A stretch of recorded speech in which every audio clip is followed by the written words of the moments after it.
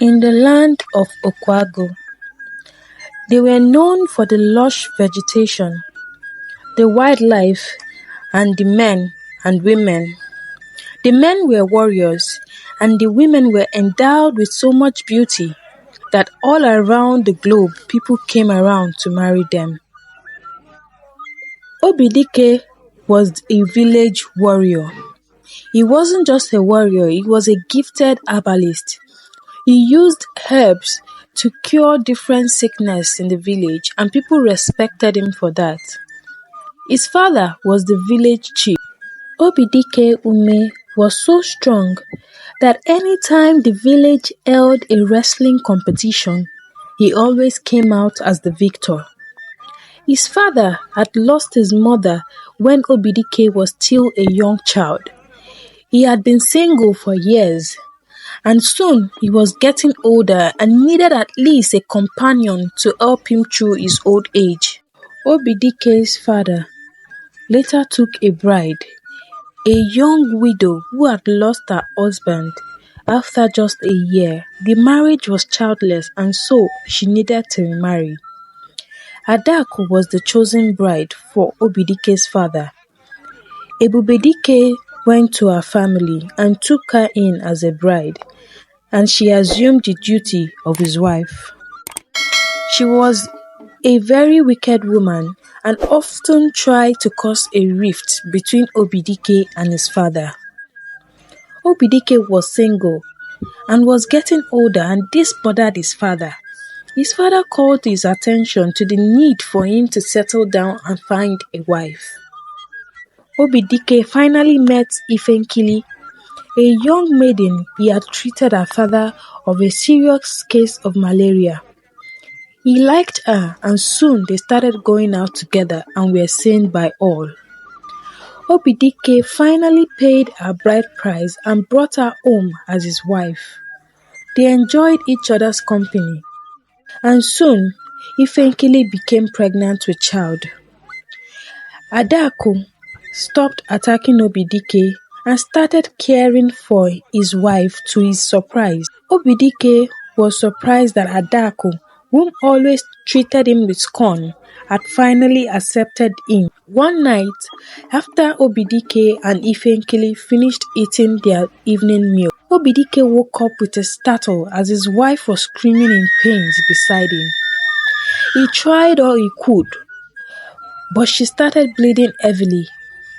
When he came back from trying to get herbs together to help her heal, to his shock, she had given up to the cold hands of death. She was dead, and she lay still on the bed with blood flowing all over. Obidike was so pained. He cried his eyes out. He had lost something so precious to him. He didn't believe that it was what pain was, and people tried to console him. Adaku and his father Ebubedike provided support to him, but it could never replace the hurt of losing his wife and his unborn child. 3 years after the death of his wife Ifenkili, Obidike was scared to make any commitment. But his father Ebubedike reminded him that he was his only child and son. So the need for an heir was very, very important. Soon after, Obidike met Obiageli. Obiageli's father owned one of the biggest herb stores in the village. Obiageli liked Obidike and often showered him with gifts, which he rejected politely. He didn't want someone in his life who would experience the same fate as Ifenkili, his beloved wife. Obiageli, however, was not one to back down. She instead sought the counsel of Obidike's father. Obidike's father, Ebubedike, told her about Obidike's secret favorite food and song. Obiageli quickly made Obidike's favorite meal, and Adaku, his father's wife, assisted her. They made rice, plantain, and chicken, and when Obidike came into the house, the smell and aroma of the food drew him closer into the kitchen. He saw that Obiageli was making his favorite food, and that was the key to his heart. Obiageli charmed her way into Obidike's heart with her kind gestures and her warm feeling. She was able to make Obidike her husband. Because a few months later, Obidike took Obiageli as his wedded wife. Obiageli's father was one of the wealthiest men in Okwaku. He was known far and wide for the efficacy of his herbs that he sold in his store. Obiageli was wealthy in every way. Soon after, she opened up a herb specialist hospital for Obidike to practice professionally, which was like a charity. It soon became one of the most popular herbal hospitals in the whole of their district. Obiageli and Obidike thrived and became successful. They employed several staff, which they paid salaries at the end of the month. They were soon known far and wide for their care, their sense of charity and kindness towards their patients. Obiageli and Obidike were examples of what a loving and successful couple should be. They supported each other both physically, mentally, and financially. Obiageli was known far and wide for her care of women and children and how she often forfeited collecting money from her patients who could not afford the services. Obidike's father, Ebubedike, soon became worried because Obiageli was still not pregnant and it was 1 year already after their marriage. Ebubedike called Obidike to notice and told him, "Your wife isn't pregnant yet, and this is 1 year already. Shouldn't you at least find the accurate herbs for her to take to hasten up her fertility?" But Obidike wasn't worried because he wasn't in a haste to have children. He wanted Obiageli to remain alive by his side, hale and hearty. After about 2 years of a blissful and harmonious marriage, Obiageli finally became pregnant. All through her pregnancy, Obidike was the most loving husband. He didn't allow her to do anything strenuous. He swept, cooked, fetched water, and even some men started making mockery of him. They called him weak, even though he was a very strong warrior. They saw him helping his wife and often called him female names just to make jest of him. But Obidike wasn't worried. He knew that his wife loved him, and showing her the same kind of love she gave to him was the only thing he could do. He often took her to the marketplace, where they would go round, buy fruits, and then they would spend the night eating the fruits and watching the stars in the sky. This was the best Obidike had ever had. Although he had a very tight bond with his first wife, Ifenkili, he only married her out of necessity. But this was truly the love of his life. Obiageli fell into labor at her 9 months of marriage. She was in labor and Obidike quickly took her to the village midwife. His father and his wife, Adaku, accompanied him to the midwife's home. They stood outside, pacing in worry, while Adaku assisted the midwife in the delivery. After about 12 hours of labor, the midwife came out with a bloody hand, followed by Adaku, carrying the lifeless body of the little baby. Obidike screamed in pain and fell on his knees, weeping. His father, Ebubedike, tried to console him, but was in shock himself. It was traumatizing to see the little child, lifeless and as cold as ice. Obidike rushed into the room only to see Obiageli's lifeless body.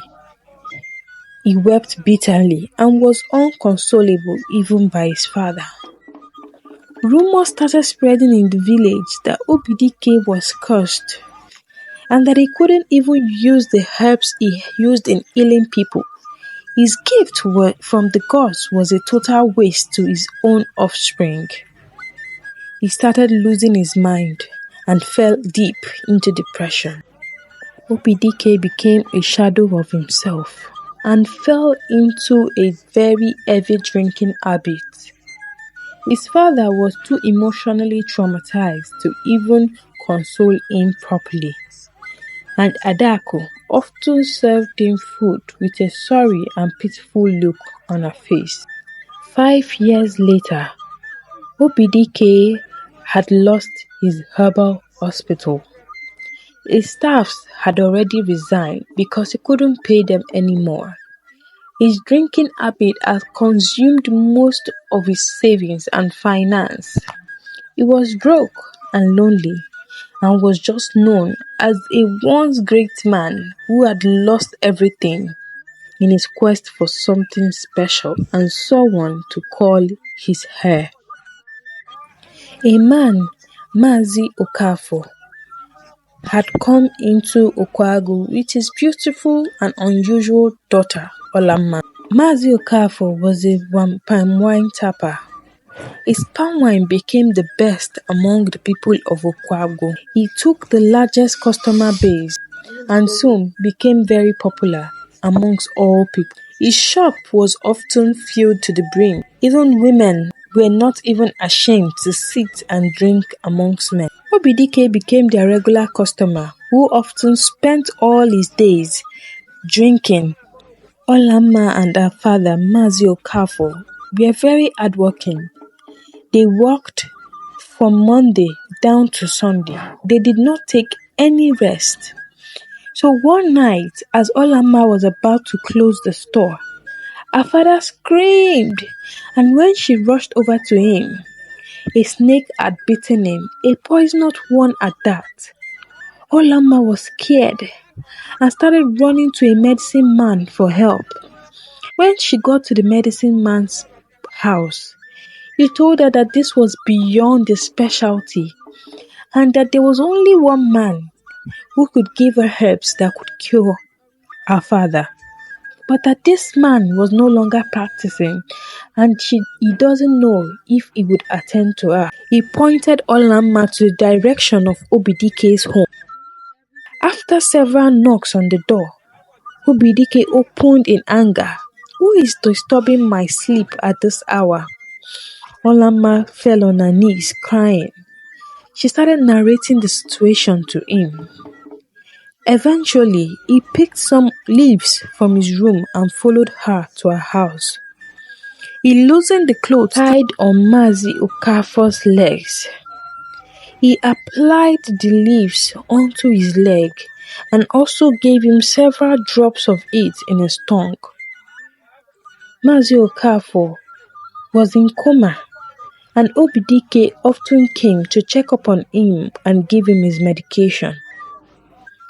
He knew that Olamma could no longer open the store, and so sometimes he brought foodstuff from his barn. He gave her yams, leaves, and sometimes even medicine for herself. He became a provider, and Olamma was so happy and thanked him every time he came around. Obidike and Olamma became close friends. Obidike told her his story, and she also shared that she lost her mother, and that was why they decided to move to Okwago. Olamma soon became in love with Obidike, but he didn't look at her in that way because he vowed never to marry anyone again. Olamma was an unusual lady. She did a red colorful hair and had tattoos all over her body. She wasn't the ideal kind of woman that would stay with Obidike. Olamma started throwing herself at Obidike, but he always avoided her gestures and thought. Olamma thought of a way to help Obidike's drinking habit. And so, She prepared a portion which she always added in his drink. And every time Obidike came to their store and had his palm wine, after drinking to stupor, he would throw up and purge for days. Obidike had been quiet because he wanted Obidike to heal completely before he had any conversation with him. Finally, he called Obidike and spoke to him. Isn't it time you stopped drinking? Even your system has rejected it. You have mourned enough. Now it's time you dust your buttocks and faced your reality. Obidike cried and hugged his father, and by the next day he was feeling better and ready to at least strive to become a better person. Adaku noticed that Olamma had become a frequent visitor to Obidike's house, and so she befriended her. Adaku said she loved palm wine, and Olamma was astonished because she was also a lover of palm wine since both their fathers were palm wine tappers. Olamma came to Obidike's house in the dead of the night without informing him, and she tried to seduce him again, but Obidike had had enough. He was angry and pushed her out. You want me to take your innocence so you would hold me responsible and then I'll be forced to marry you. It will never work for you. Olamma stood up in anger. I am a pretty lady and I am tired of pursuing a man who isn't even interested in me. I thought helping you to overcome your drinking problems will help you see me, but clearly I was delusional. She walked away in anger, and that was the last time Obidike saw her. He was also happy she was gone and didn't ever go to her father's store to drink again. Obidike didn't expect to miss Olamma, but he did and always dreamt of her dancing and touching him in that subtle but loving way she did. The annual village masquerade ceremony was coming up again, and Obidike attended dressed in the finest of Ankara material and animal skin that he crossed across his shoulder. He saw Olamma in the festival, looking pretty and beautiful. He approached her, apologized to her, and they hugged publicly. And that was the beginning of their very public relationship. Adaku tried to instigate Obidike against Olamma. She didn't like Olamma and had only pretended to like her. She told Obidike that Olamma was a loose woman. Is it this woman you want to bring into your home? You, a renowned herbal practitioner like you. Olamma had tattoos all over her body and often did not cover up herself properly. Obidike didn't pay attention. They became lovebirds and soon people started warning her about the death of his wives. She always replied, the gods will grant me a better fate. One day, Olamma's father, Mazi Okafo, had a visitor, a fellow palm wine tapper, who had come visiting. He was speaking to Mazi Okafo when Obidike and Olamma walked in, holding hands. He was startled when Obidike introduced himself and immediately broke down in tears. Everyone was surprised and asked with concern what was going on. They asked him. He started confessing that he had a customer named Adaku who usually came to buy poisoned palm wine from him, and she used it to poison two pregnant women. Apparently, his only son was seriously ill and he needed several cowries to pay for his health. And Adaku presented him with cowries in exchange for a poisoned palm wine. Adaku usually mentioned and bragged to him on how she was going to eliminate all Obidike's wives. Obidike was shocked. So that means that Adaku was the one who killed Ifenkili and Obiagili. Olamma consoled him and told him to pretend he didn't know as they needed to catch her red-handed. That night, as Obidike was sleeping, Adaku came into his room and tried to force him to sleep with her. He rejected her and threw her out, and she buried her head in shame. Adaku was furious. So he thinks he can marry again and have children when I have been waiting for a chance to be with him for over 6 years. The next day, she invited Olamma. We shall see, she said. The next day, she invited Olamma and served her palm wine. That was when Obidike, Ebubedike and Mazi Okafo came out and surrounded her. They told her to drink from the palm wine. She fringed annoyance and innocence. How can you suspect me of all people of such an evil act? Olamma is like my sister. I would never harm her. Everyone looked at her with scorn. After several attempts to force her to drink, she finally confessed. I have always loved Obidike. He was a popular warrior in my time. We are in fact the same age grade and age group. I often tried to show him love in the past, but he didn't pay attention to me. He always chose other women over me. I tried to show my love, but he would shut me out and treat me like a sister. That was why I married his father, Ebubedike, so that when I eventually poison him and he dies, Obidike would have to marry me. Obidike was shocked and filled with anger. He quickly called the village security to take her to the king, who would punish her accordingly. 2 weeks later, the news had spread of Adaku's wickedness and Obidike's plight.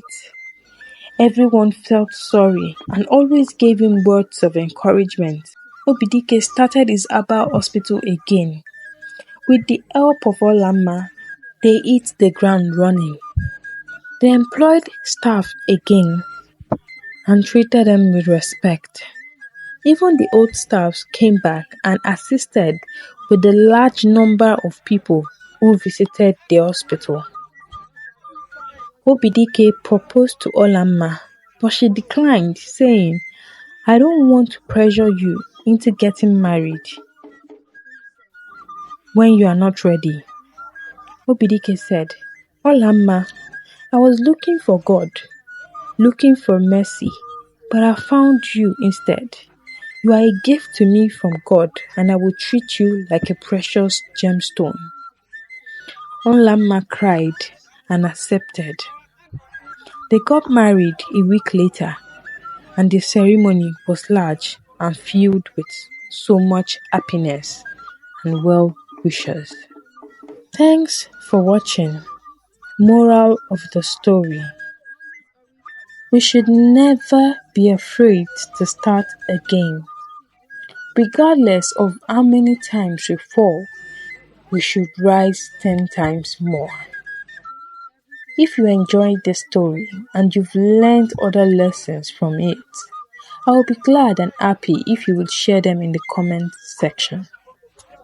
Thank you for watching, and until next time, bye bye.